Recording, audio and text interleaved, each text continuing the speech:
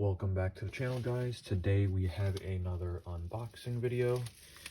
If you see here FFT, you know what this is.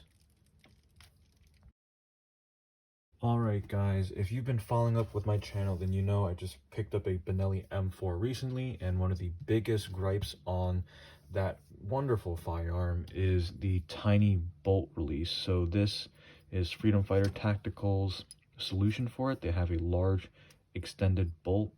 Next video is going to be an install video, but this is really nice because now you, instead of having that tiny little nub on the side of the receiver, you have this large button paddle that you can really texture or use and feel.